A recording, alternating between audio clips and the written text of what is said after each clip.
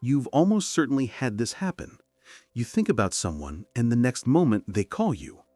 Or you're walking through a store and suddenly feel that someone is staring at you. You turn sharply and immediately meet someone's gaze. Familiar? Of course. But how does this work? Rationally, things like that are almost impossible to explain. Let's jump to 2008. On September 2nd, at a Google Tech Talks conference, a bold scientist steps on stage to publicly share the results of his unusual experiments with human consciousness. His name is Rupert Sheldrake, a biologist from Cambridge. He says it directly. I'm going to talk to you about the extended mind, the mind beyond the brain. We still don't understand how exactly consciousness works or why it's needed at all. In modern science, this is called the hard problem of consciousness. There is no obvious reason why we should be conscious in the first place, and no clear model of how the activity of the brain turns into a mind. You can measure and photograph the brain, divide it into regions, but the simple fact that you exist and that a whole world unfolds in front of you does not automatically follow from these measurements. This is where that crack appears between the neural map and your living experience. Then he takes a step that sounds daring to many. Rupert says, I want to suggest that our mind is organized like a field and is not confined to the skull. It extends into the environment. Just as a magnet creates a field around it, the brain may generate a field of mind that does not stop at the edge of the skull. I suggest that minds are field-like and extend beyond magnets, just as magnetic fields extend beyond magnets. And he adds that the mind is something not confined to the brain and can reach out into the environment. If you treat this at least as a working hypothesis, those strange remote effects, telepathy, the feeling of being stared at, synchronized thoughts, stop looking like pure mysticism. And to avoid jumping straight into exotic territory, Sheldrake starts with something totally familiar, our vision. From the viewpoint of physiology, everything seems simple. The scientist says, right now, you're looking at me. Light is reflecting off me, entering your eyes, forming an inverted image on the retina. Changes occur in the cones. Impulses travel along the optic nerves, and different regions of the brain are activated. It's a good description of the physical side of the process. The problem is that none of these impulses explain why experience appears at all, why there is the feeling of an image, of sound, of space.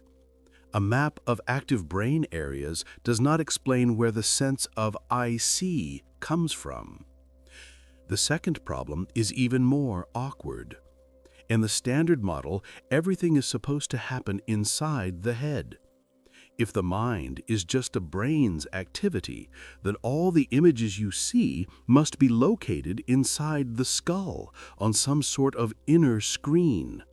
Sheldrake jokes, so right now, inside your head, there's a little virtual Rupert, and you only think he's standing here in front of you, talking.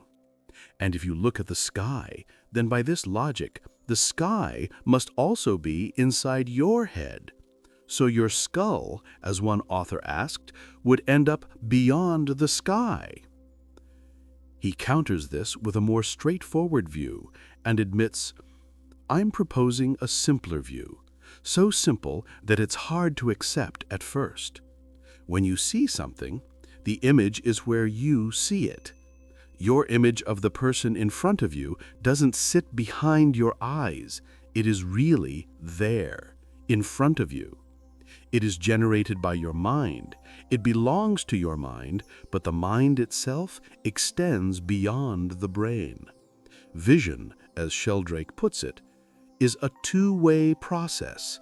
Light goes in and images go out. And this is where the conversation that concerns us begins. If in every act of seeing your mind, quite literally, reaches what you look at, then a look is no longer just passive reception of a picture. It's a contact. Then a very interesting question appears.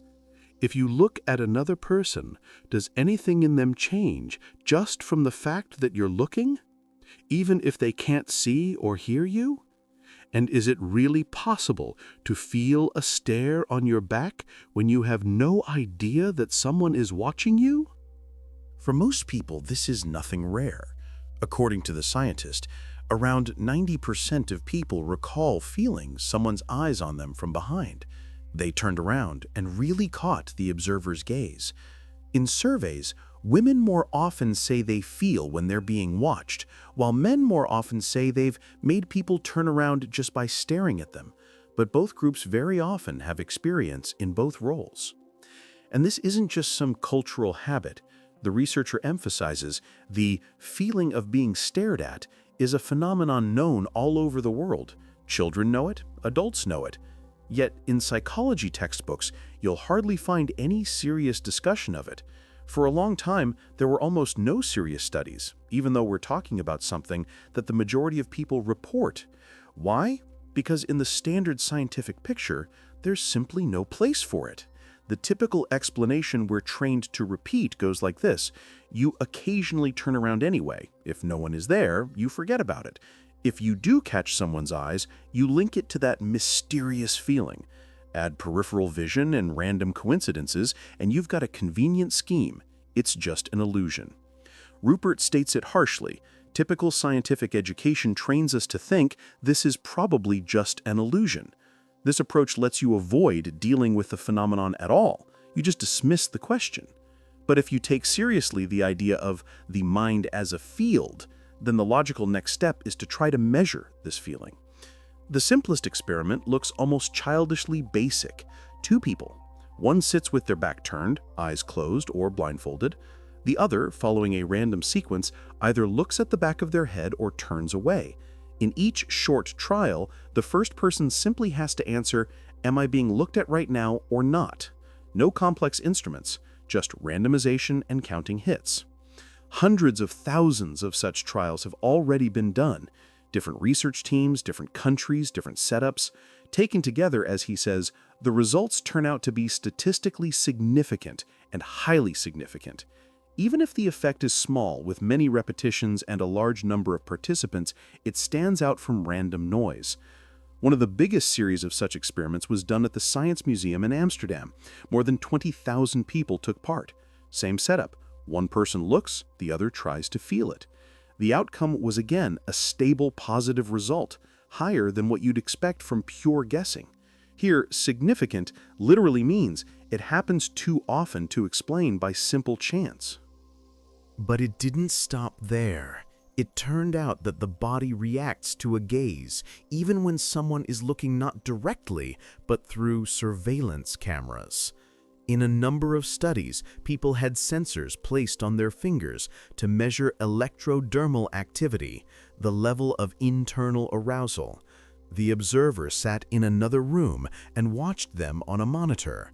When the person started being watched, the readings changed noticeably, and these experiments were successfully replicated.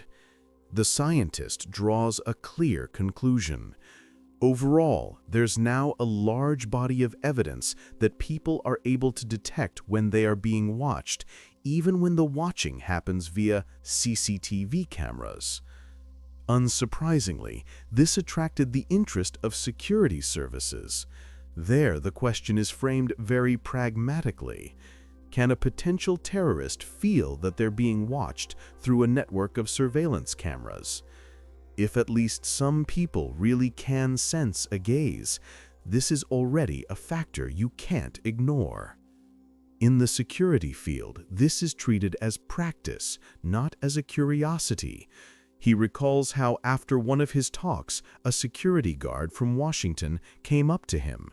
Their team was trained by an FBI instructor, and that instructor gave very concrete advice. If you see someone doing something they shouldn't, just stare at them on the monitor. There's a good chance they'll stop. When asked if it really worked, the guard answered simply, "Oh yes, almost every day. We all know it, and we all use it." A similar attitude exists among people who train in martial arts and special forces. Many martial arts traditions have techniques for developing sensitivity to intention and to a gaze from behind. And in the British SAS, as he notes, when they train attacks from behind, they explicitly warn, don't drill a target's back with your eyes. The person might feel it, turn around, and shoot. For them, this is not philosophy, but a matter of survival. And here a striking contrast appears. For practitioners, guards, instructors, soldiers, this is just part of their craft. It's something they work with daily. For the academic model, where the mind is the brain, such a sense shouldn't exist at all. If all your perception is locked inside the skull, there's simply no room for feeling a gaze at a distance. Sheldrake puts it as plainly as possible. For them, this is practical knowledge. For science, it's a serious anomaly. It shouldn't exist if the mind is confined to the brain. But if visual activity involves an outward projection of images, then the very act of seeing may affect another person. The feeling of being stared at is just the first seam along which the model of the mind locked inside the head begins to split. For Sheldrake, something much broader stands behind it. He reminds us the idea of a mind beyond the brain reappears again and again in ancient Greece, in Indian philosophy, and in parts of British thought. And, he stresses, traditional cultures all over the world take this for granted. With childhood, the picture becomes even clearer. Developmental research shows that up to about 10 or 11 years old, many children are convinced that vision is something that goes out from the eyes. He puts it like this: data from cognitive development show that children in the West, up to about 10 or 11, tend to think that vision is rays coming out of the eyes. That's why the image of a superhero shooting beams from his eyes doesn't seem like pure fantasy to a child. It matches how they actually feel vision working. Later, the child is taught the correct scheme. The psychologist Jean Piaget believed that by age 10, 11, the average child has already mastered a model in which thoughts and images are invisible and sit inside the head. We are all, in effect, trained into this picture, even though, as Sheldrake points out, no one has ever literally seen their image inside the head, while our immediate experience says the opposite. We see things out there. From here, he moves to the behavior of entire groups. Think of a flock of starlings. A dark cloud of hundreds of birds instantly changes shape and direction, almost without collisions. There are computer models where each bird reacts only to its nearest neighbors, but a real bird's nervous system is much slower than a computer, and the reactions are too fast to be fully explained by local arithmetic alone. This is where the field view comes in. Sheldrake says, I think the flock in reality behaves as a field phenomenon. Members of the social group are linked by a common social or morphic field. And he adds, it's the whole structure that moves as a unified field, and the individual organisms respond to that field, which they themselves help create, and which acts back on them. In this logic, the flock primarily reacts not to individual neighbors, but to the overall field of movement. Schools of fish behave in a similar way. When attacked by a predator, the school splits into streams and almost immediately comes back together. The fish don't crash into each other, and the overall shape is preserved.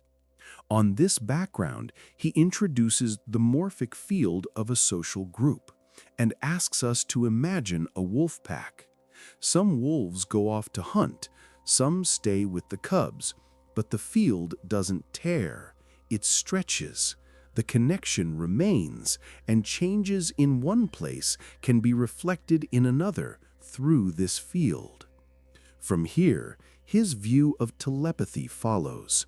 It's not a separate miracle, but one of the functions of such a field. Rupert formulates it directly. I think this is the basis of telepathy. It's a normal way of communication between separated and not only separated members of an animal group. Not paranormal, but normal. Not supernatural, but a natural channel of within-group communication. In the predator-prey system, such sensitivity gives a real advantage. To make the image even clearer, he uses a metaphor from quantum physics. There you have entanglement. Particles were once part of a single system and then separated, but even at a distance, they continue to behave in a coordinated way, and a change in one is linked to a change in another. Against this backdrop, Dean Radin writes a book called Entangled Minds, and Sheldrake retells his idea like this. When people interact closely and form social bonds, their minds become entangled, and even after parting, they remain interconnected. A change in one is reflected in another. As a result, a coherent, though unusual picture emerges. There are individual organisms, birds, fish, wolves, humans. There are groups, flocks, schools, packs, families, circles of friends. And there are shared fields that sometimes make them respond not only to direct signals, sound, smell, gesture, but also to changes in the field itself. If you look at the idea of an extended mind, not on a cosmic scale, but on the scale of your own apartment, then the best testing ground isn't a laboratory, it's your living room. Dogs, cats, and other pets are the ones we see every day for years. We live with them, get attached to them, and watch them almost automatically. So it's no surprise that this is exactly where he starts. He says honestly, any science begins with people simply describing what's going on.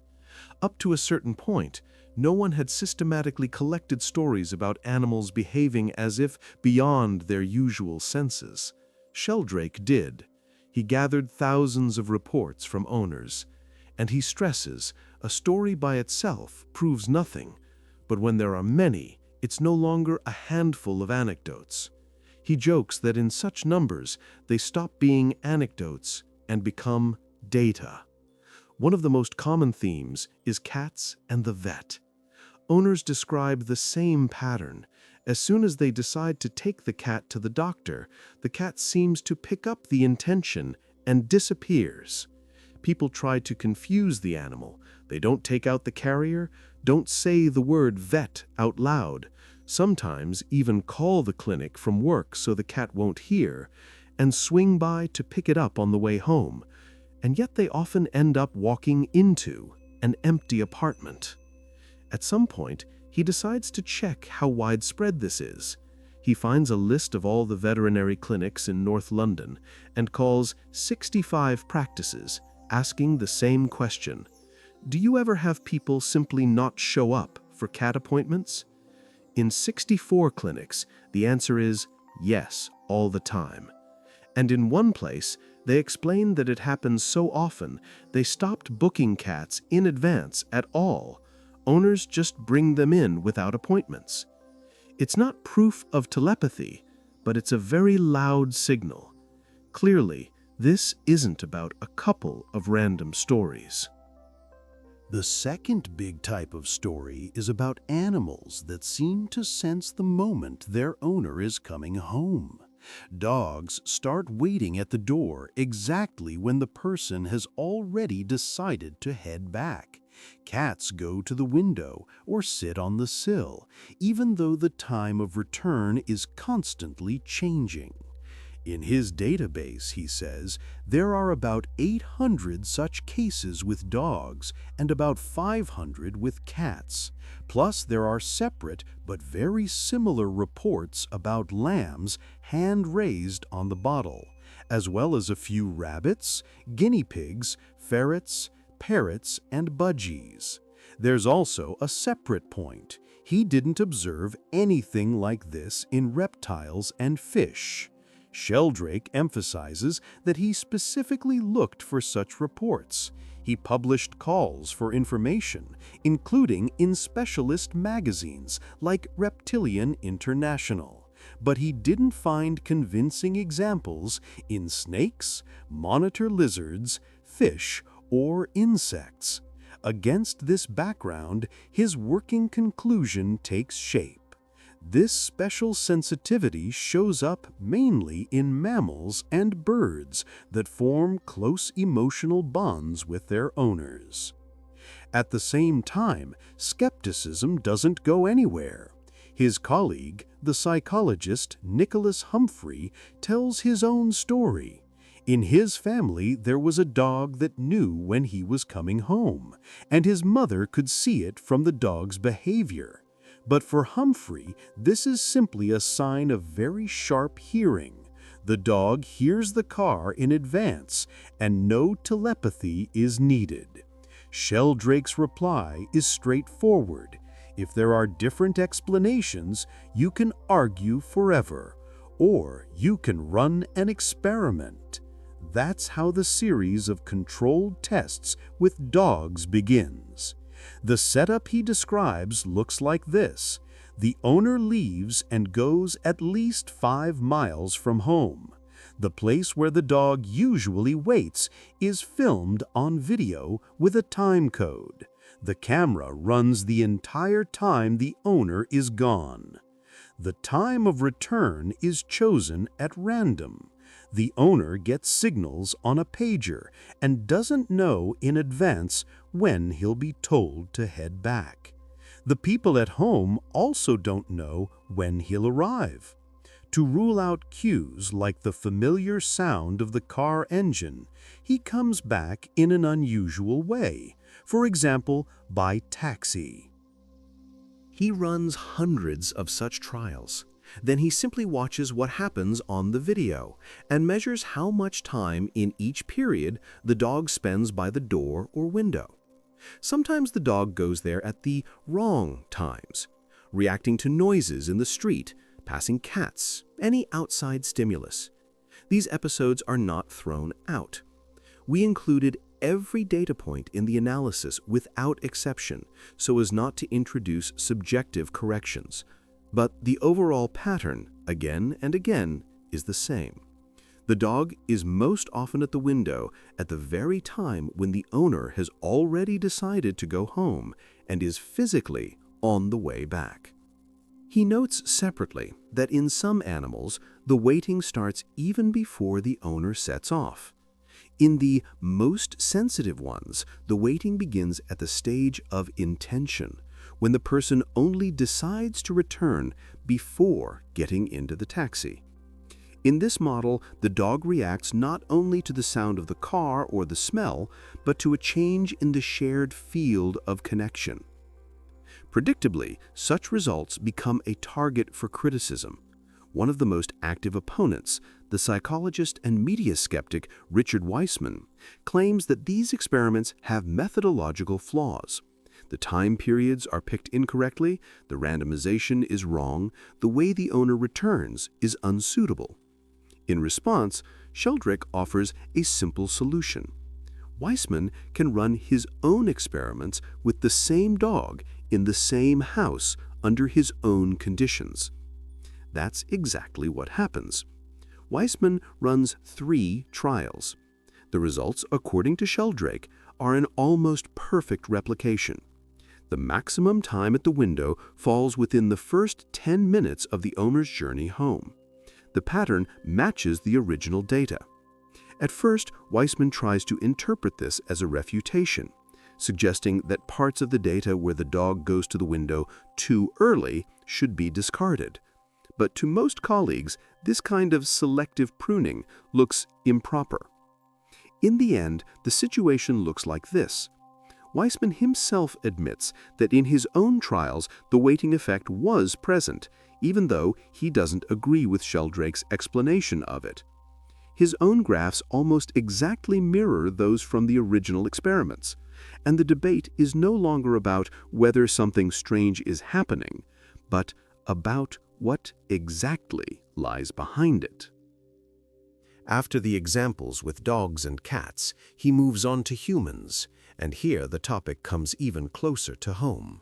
It's about the connection between mother and child, not about symbolism and metaphors, but about a very concrete bodily reaction. He reminds us of a simple physiological mechanism, the letdown reflex. When a baby cries, the mother's brain releases oxytocin. Her breasts get ready for feeding. Milk may start to leak. Some women feel tingling or heaviness. It's a normal bodily response to the baby's signal. But sometimes the letdown happens when the woman is far from the baby.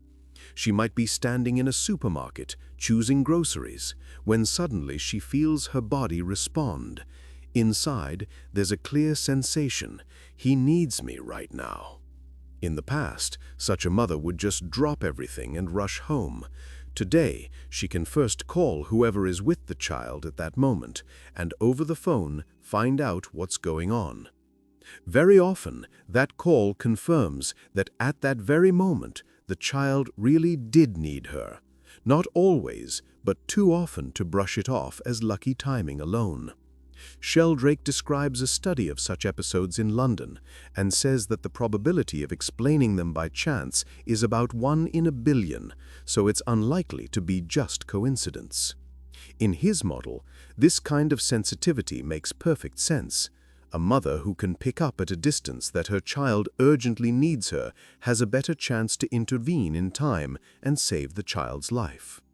Then, he carries the same logic over into the everyday life of adults. The most familiar example is phone calls. You've probably felt it yourself.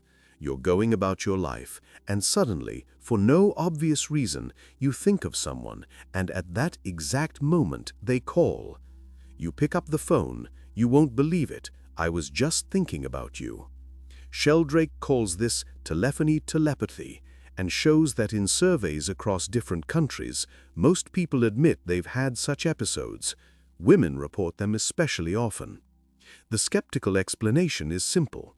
You think about people all the time. Sometimes one of those people happens to call in the exact moment you're thinking of them. The coincidence is remembered and turns into a story about telepathy. And thousands of times when you thought of someone and nobody called, quietly drop out of memory. From this comes the hypothesis that what's at work here is ordinary chance plus selective memory, nothing mysterious. He doesn't brush this version aside. He acknowledges that it sounds reasonable if you argue in general terms. But he emphasizes that this argument has been repeated for decades without a single data set ever being presented in its support. And he reminds us of a principle he sees as basic for science. Nothing in science should be immune to testing.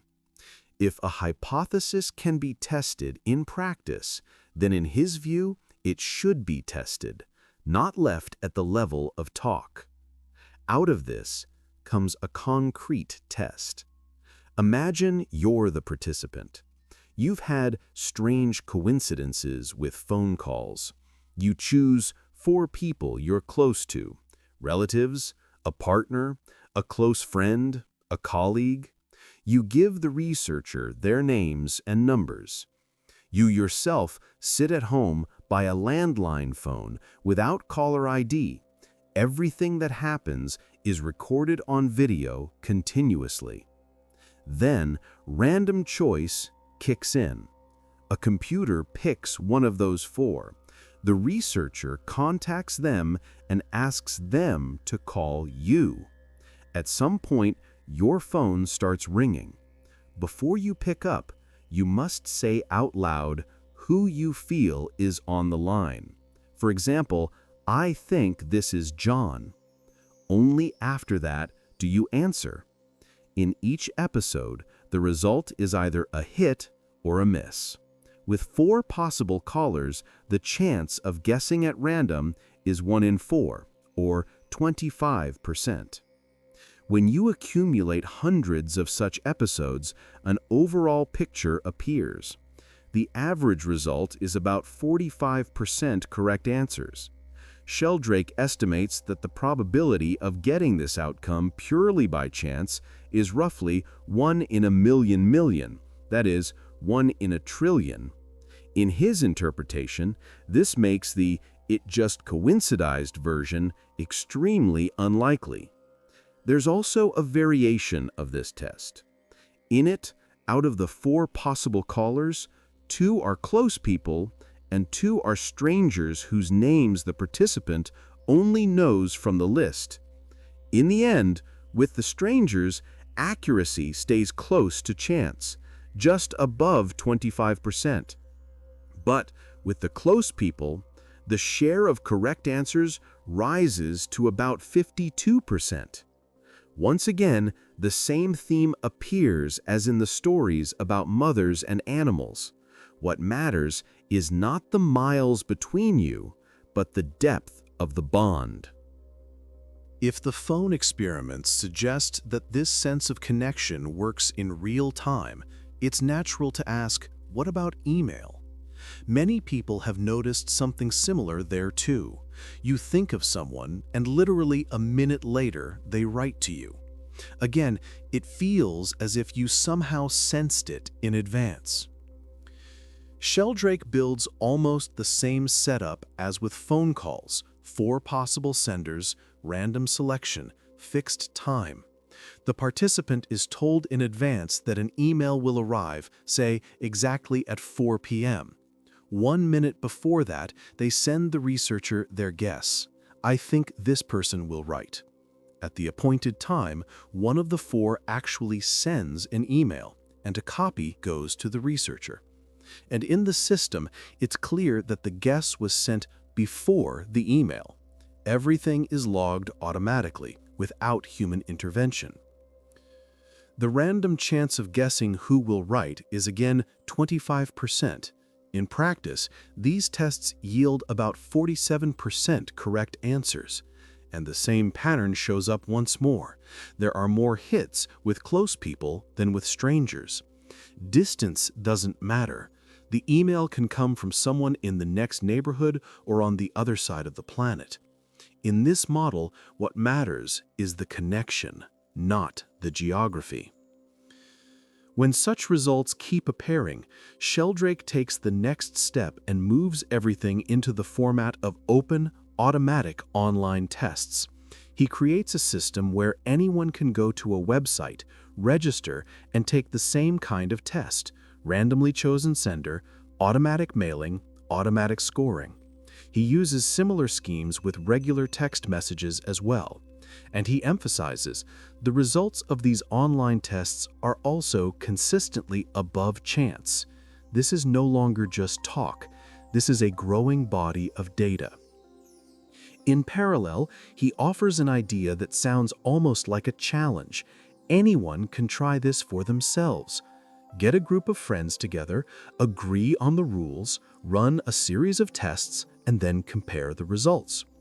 He notes that some universities already use such tasks in statistics and methodology courses, not to prove a miracle, but as a realistic exercise in data analysis. Questions about cheating are discussed too, but in automatic systems they're minimized. Everything is driven by timestamps, and participants have no way to alter the result after the fact. There's another interesting experiment: photo telepathy. One participant sits at a computer and looks at a photo of their partner or at some other picture. The second participant tries to feel when exactly their photo is being looked at. 20 short trials of 10 seconds each. After every trial, a simple yes or no. There's also a version where both look at different images and try to determine whether the partner is looking at the same one. The preliminary results in both cases come out above chance, though not as strongly as in the phone or email tests. The most unusual idea is a television experiment. He asks, is there a difference between the state when millions of people are watching a live broadcast at the same time and a recording of the same broadcast that no one is watching at that moment?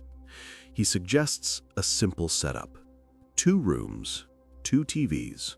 One shows the live feed, the other a recording. The participants don't know which is which. Their task is to feel a difference, if there is one. He frankly admits this experiment hasn't been done yet, but the question itself logically follows from the topic of joint attention. It's not a dogma, but a proposal for future research. An important part of this whole story is collaboration with skeptics. For example, with Chris French, editor of The Skeptic magazine. While Sheldrake himself was on the West Coast, French ran some of the tests independently, and judging from the open data, obtained positive results that fit the basic pattern. This doesn't turn French into a believer in telepathy, but it shows that honest skeptics are willing to test rather than just wave things away. At the end of his talk, he states his position very clearly. He says the idea of the extended mind offers a way to expand the boundaries of science, not to destroy it. We keep science and the rational approach without reducing everything to superstition. The point is to broaden the scope of scientific investigation to include phenomena that are already widely known and quite capable of receiving ordinary scientific explanations. They simply didn't fit into the narrower version of science we grew used to. If even part of this model is right, the familiar picture of the mind as just a process inside the brain becomes too cramped. Science, in his view, can remain just as rigorous as it is now, but become much more interesting and much closer to our real experience. Dear friends, what is the strongest case of intuitive connection with another person you've had in your life? And have you ever had animals behave in a way that made you feel they were reading your mind? Share your stories in the comments, and thank you so much for watching. If you enjoyed this video, please give it a like and don't forget to subscribe so we don't lose each other. See you very soon.